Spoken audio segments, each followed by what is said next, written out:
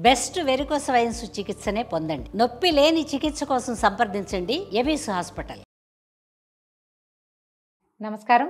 కార్తీక పురాణం 15వ అధ్యాయంలోకి వచ్చాం. ఈరోజు కార్తీక శుద్ధ పౌర్ణమి. ఈ రోజున పగలు ఉపవాసం చేసి సాయంకాలం దీపారాధన చేసుకుంటే అత్యద్భుతమైన ఫలితాన్ని ఇస్తుంది. అయితే కార్తీక పౌర్ణమి కొంతమందికి నోములు ఉంటాయి.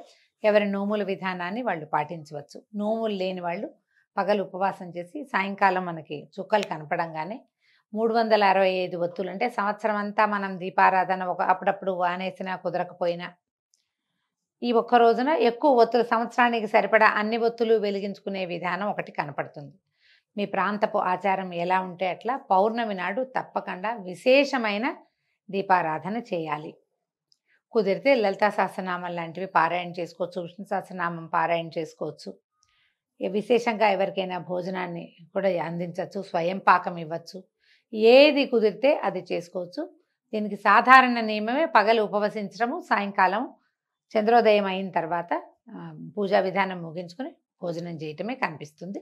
మీ అవకాశాన్ని బట్టి చేయండి. అయితే ఏం చెప్తున్నారో చూద్దాం. వశిష్ఠ మహర్షి జనక రాజర్షికి చెప్తున్నారు. ఈ కార్తీక మహాత్మ్యము విన్నవారికి చెప్పేవారికి కూడా పుణ్యాన్ని కలిగిస్తుంది, పాపాన్ని నశింపజేస్తుందట. కార్తీక మాసమందు హరిముందర అంటే దేవాలయంలో నాట్యం చేసేవాడు, భగవన్నామ సంకీర్తన చేసేవాడు కూడా సాయుజ్యాన్ని పొందుతారు. ద్వాదశి నాడు దీపమాలార్పణ చేసేవాడు హరికి దీపమాలార్పణ చేస్తే వాడికి వైకుంఠం లభిస్తుందట.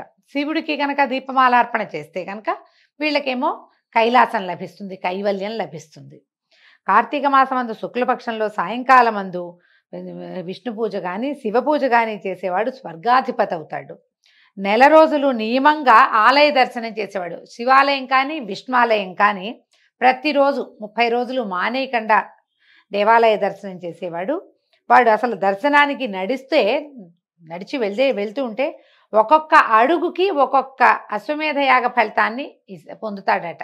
మన ఇంటి నుంచి దేవాలయానికి నడిచి వెళ్తాం కదా, ఆ దూరంలో ఒక్కొక్క అడుగుకి ఒక్కొక్క అశ్వమేధ యాగ ఫలితం వస్తుంది. కార్తీక మాసమందు దేవాలయానికి వెళ్ళి దైవాన్ని దర్శించేవాడు. ఒకవేళ ఒక్కొక్కసారి ఏమవుతుంది, రోడ్డు మీదే మనకి దేవాలయం కనపడుతూ ఉంటుంది. దేవాలయాలు కనిపిస్తాయి, అక్కడ ఒక్క అడుగు ఆగి మనం వెళ్ళేటప్పుడు ఇట్లా ఇట్లా ఇట్లా అంటారు. చాలామంది ముదు కూడా పెట్టుకుంటారు. ఇట్లా అంటాం కాదు, అభిముఖంగా తిరిగి వెళ్ళిపోతూ కాకుండా దేవాలయానికి అభిముఖంగా తిరిగి దర్శనం మొత్తం స్వరూపాన్ని చూస్తే కనుక వాళ్ళకు కూడా సాయుధ్యం లభిస్తుందట. బ్రాహ్మణులతో కలిసి ద్వాదశి నాడు బ్రాహ్మణులతో కలిసి హరికి గంధంతో పుష్పములతోటి అక్షతలతోనూ ధూప దీపాలతోనూ ఆజ్య భక్ష నైవేద్యాలతోని పూజించేవాడి పుణ్యానికి మితి లేదు. మనం దీనికి ఏం చెప్పుకుంటున్నాం అంటే వనభోజనం చేసేటప్పుడు తప్పకుండా ఆరాధన జరిపించుకోవాలట. రుద్రాభిషేకం కుదిరితే చేయొచ్చు. సాలగ్రామ ఆరాధన ఉసిరి చెట్టు కింద విశేషమైన ఫలితాన్ని ఇస్తుంది. అందరితో కలిసి ఆయనకు సమర్పించి అక్కడే వంటలు చేసి ఆ వంటని నివేదన చేసి ఆ నివేదన చేసిన ప్రసాదాన్ని అందరికీ వడ్డించి వాళ్ళందరూ భోజనం చేస్తే అత్యద్భుతమైన ఫలితం లభిస్తుందట. తర్వాత శుక్ల ద్వాదశి నాడు విష్ణువాలయమందు కానీ శివాలయమందు కానీ దీపములు వెలిగించి సమర్పించిన వాడు విమానం ఎక్కి దేవతా బృందంతో కొనియాడబడుతూ దైవలోకాన్ని చేరుకుంటాడు. కార్తీక మాసము నెల రోజులు దీపం పెట్టలేనివాడు శుక్ల ద్వాదశి నాడు, చతుర్దశి నాడు, పూర్ణిమ నాడు కనీసం 3 రోజులు ఆయన దీపం పెట్టాలట. కార్తీక మాసమందు దైవ సన్నిధిలో ఆవుని పాలు పితుకున్నంత కాలం దీపం ఉంచిన ఎడల కూడా పుణ్యవంతుడు అవుతున్నాడు. ఎంతసేపు అంటే ఒక 10 నిమిషాలు 8 నిమిషాలు మనం దీపం పెట్టాం, ఒక 7-8 నిమిషాలు అది వెలిగినా కూడా పుణ్యం వస్తుంది. తర్వాత ఇంకేం చెప్తున్నారు, సరి సన్నిధిలో ఉంచిన పరుని దీపాన్ని బాగు చేసిన వాడు కూడా విగత పాపడవుతాడు. ఎవరో దీపం పెట్టారు, ప్రమిద నిండా నూనె ఉంది, దీపం మలిగిపోతుంది, లేదా వెనక్కి ఒత్తి జారిపోయింది, ఒక్కోసారి కొడిగట్టి ఆరిపోతుంది కదా, మన గాలి తగిలి దీపం కొండెక్కుతుంది కదా, అలాంటప్పుడు వాళ్ళు పెట్టిన దీపమైనా కొద్దిగా ఎగసం దూసినా కొంచెం మన చేతిలో ఉన్న దీపంతో ఆ దీపాన్ని వెలిగించినా కూడా పాపాలు పోతాయట. ఇగో దీపం నశిస్తే దాన్ని తిరిగి వెలిగించేవాడు కూడా దారుణమైన పాపాలు పోగొట్టుకుంటాడు. దీంట్లో ఒక ప్రత్యేకమైన పూర్వగాథ ఉందట. దీన్ని వింటేనే పాపం నశిస్తుందట. చూద్దాం ఏం చెప్పారు. సావధానంగా వినండి. పూర్వమందు సరస్వతి తీరంలో సృష్టి మొదలు పూజా నైవేద్యాలు లేక జీర్ణించినటువంటి ఒక పరమ పురాతన విష్ణువాలయం ఒకటి ఉండేదట. కార్తీక స్నానార్థము కర్మనిష్ఠుడకు ఒక యతీశ్వరుడు ఈ సరస్వతి నదీ తీరానికి వచ్చాడు. వచ్చి ఇది ఏకాంతంగా తపస్సుకి అనుకూలంగా ఉన్నదని ఎంచి ఆ జీర్ణాలయమందున్నటువంటి ధూళిని దుమ్ము ధూళి అంతా శుభ్రం చేసి అక్కడ ఇక్కడ అకటావికటంగా ఉన్నటువంటి చెట్ల కొమ్మలు అవి కొట్టేసి బూజులు తుడిచి శుభ్రం చేశాడు. తర్వాత ఏం చేశాడు, దగ్గరలో అంటే ఇలా అంతా నీళ్లు చల్లి తుడిచాడు. తుడిచిన తర్వాత చుట్టూతా ఉన్న గ్రామాలు చూశాడు. దగ్గరలో ఉన్న గ్రామానికి వెళ్ళి నూనె 12 దీపపాత్రలు అంటే ప్రమిదలు తెచ్చి దీపాలు వెలిగించి హరికి సమర్పించి ఈయన తపస్సులో ఉన్నాడు, సమాధిలో ఉన్నాడు. అంటే బహుశా మెడిటేషన్ చేసుకుంటాడనమాట, ధ్యానంలో ఉన్నాడు. యతీశ్వరుడు ఇట్లు చేయుచుండగా కార్తీక శుక్ల ద్వాదశి నాడు రాత్రి ఒక ఎలుక ఆహారం కోసం తిరుగుతూ విష్ణువుకు ప్రదక్షిణం చేసి మెల్లిగా ఈ దీపాల దగ్గరికి చేరింది. ఎలుక వచ్చిన తోడనే జ్వాల తగ్గిపోయి అది అక్కడికి వచ్చి జ్వాల తగ్గిపోయి కేవలం ఒత్తితో ఉన్నటువంటి పాత్రను చూసి దాని దగ్గరనే జ్వాలతో కూడినటువంటి ఒత్తిని చూసి అందున్న నూనెని భక్షించి దాన్ని తీసుకుని జ్వాల లేని ఒత్తిని కూడా గ్రహించిందట. అందులో జ్వాలతో ఉన్న ఒత్తి సంపర్కం వల్ల జ్వాల లేని ఒత్తి కూడా అంటుకుంది. ఇది లాక్కొచ్చింది, దీనికేమో జ్వాల ఉంది, ఆ ఒత్తి పుచ్చుకొచ్చింది. ఈ రెండో పక్కనేమో వెలిగి లేదు, దీపం కోణ మలిగిపోయింది. ఈ ఒత్తితోటి ఎలుక ఈడ్చుకొచ్చిన ఒత్తితోటి ఆ మలిగిపోయిన దీపం కూడా అంటుకుని వెలిగిందనమాట. వెలిగేసరికలు మండేసరికలు రెండు కలిసి భగ్గుమని మంట పెద్దది వచ్చింది. దాంతో ఇది కంగారు పడి ఎలుక భగ్గుమనేసరికి ఇంకా అందులో ఉన్న నూనెని పీల్చలేకపోయింది, వదిలిపెట్టేసింది.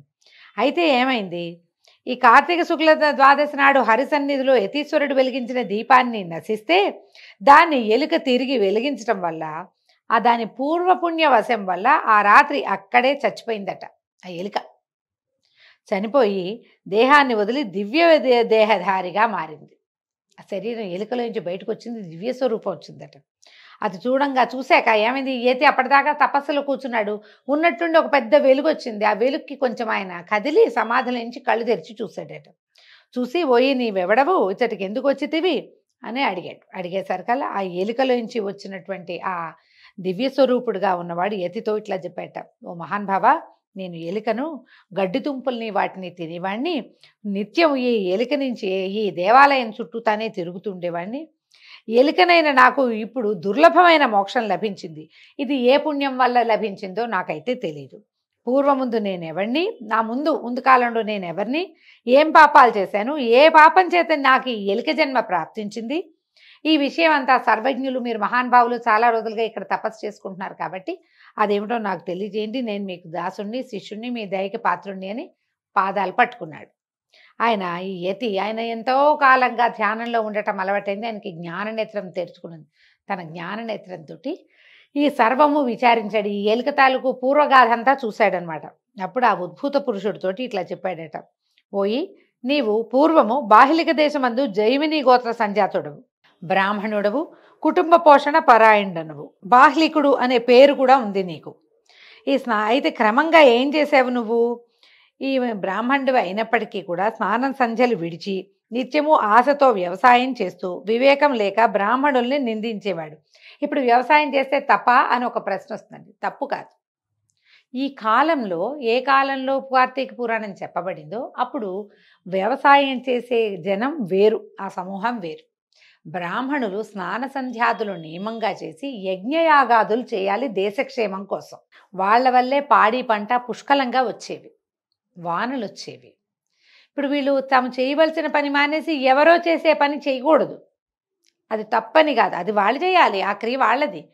ఆశ కొద్ది సంపాదించాలనే ఆశతోటి మనం చేయకూడని పనిని చేయకూడదు, అది విధానం అన్నమాట.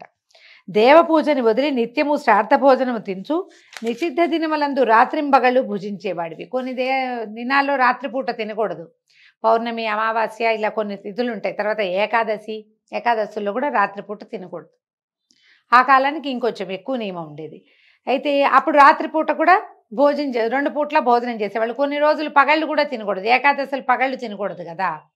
ఈ పగలు రాత్రి భోజనం చేసేవాడు. తర్వాత పిశాచములకు కాకులకు బలి ఇచ్చిన అన్నాన్ని తినుచు వేదశాస్త్ర మార్గాన్ని నిందించుతూ ఉండేవాడివి. స్నానం సంధ్యావందన తపస్సులు చేయవారిని చూసి నవ్వుతూ నిందించేవాడివి. కొంతమందికి ఇప్పుడు కూడా ఈ జబ్బు ఉంటుంది. ఎవరన్నా సంధ్యావందనం చేసుకుంటే ఏమిట్రా ఇవన్నీ వేషాలు ఇస్తున్నావు అంటారు తోటి విద్యార్థుల్ని. చేయకూడదు అంటారు. దీనివల్ల ఏమొస్తుందంటారు. ఏ ప్రయోజనం లేని పని ఎందుకు చేస్తున్నావు అంటారు. ఏదో అంటారు, వాడి పద్ధతి ప్రకారం అని చేసుకొని అని ఊరుకోరు. మాట్లాడతాం, అదంతా తప్పే. పూజ చేసుకునే వాళ్ళని కూడా ఇంత పూజ ఎందుకు చేస్తారు, అంత పూజ ఎందుకు చేస్తారు అట్లా చెప్తారు. పూజని పిచ్చిగా చేయకూడదు, అతిగా చేస్తే ఏదైనా తప్పే. కానీ ఇతరుల పూజని నిందించకూడదు, సర్ది చెప్పచ్చు ఏదైనా. అయితే ఇంకా ఏం చేసేవాడు, సుందరి అయిన భార్యామణి ఉండేది. ఆమెకు సహాయం కొరకు నిరంతరము శూద్ర స్త్రీని ఇంటి వద్ద ఉంచుకుని మతివిహీనుడివై నిరంతరము దాంతో మాట్లాడుచు దాన్ని తాకుచూ హాస్యములాడుచు దాన్ని పోషించుచు నీ పిల్లలకు దాని చేత అన్నం పెట్టించుచు కన్యను అమ్ముకొని శూద్రులకు చల్లా పాలు పెరుగు నెయ్యి అమ్ముకొని ధనార్జన పరుడివై ఉంటివి. ఈ ప్రకారంగా బహుద్రవ్యాన్ని సంపాదించి ఆ ద్రవ్యమును భూమిలో దాచి మృతి నొందితివి. ఇటు పాదకముల చేత నరకము అనుభవించి తిరిగి భూమి యందు మూషకముగా జన్మించి ఈ దేవాలయంలో ఉండి దేవద్రవ్యాన్ని అపహరిస్తూ దీపపాత్రలోని తైలమును తాగుతుంటివి.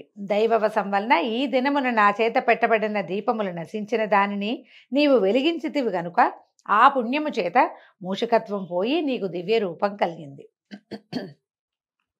ముందు కూడా నువ్వు ఏంటంటే దీనివల్ల హరిభక్తిని కలిగి శాశ్వతంగా వైకుంఠంలో ఉంటావు అని ఈ ప్రకారంగా ఈ యతి చెప్పినటువంటి మాటలు విన్నటువంటి ఆ ఎలుక నుంచి పైకి వచ్చినటువంటి పురుషుడు యతికి నమస్కరించి ఆజ్ఞ తీసుకుని పాపములను నశింపచేయు సరస్వతి నదికి పోయి త్రయోదశి, చతుర్దశి, పూర్ణిమ ఈ 3 దినాల్లోనూ స్నానం చేసి ఆ మహిమ చేత జ్ఞానవంతుడై ప్రతి సంవత్సరము కార్తీక వ్రతం చేసి తన్మహిమ వలన అంతమందు సాయుధ్యముక్తిని పొందాడు. కాబట్టి కార్తీక శుక్ల ద్వాదశి నాడు భగవత్పరాయణుడై స్నానదాన పూజ దీపమాలార్పణాధికారులు చేయవాడు హరికి ప్రీతుడై పాతకముక్తుడై సాయుధ్యాన్ని పొందుతాడు అని చెప్పబడింది. ఈ విధంగా 15వ అధ్యాయం పూర్తయిందండి. రేపు ఉదయం మళ్ళీ 16వ అధ్యాయంలో కలుసుకుందాము. నమస్కారం.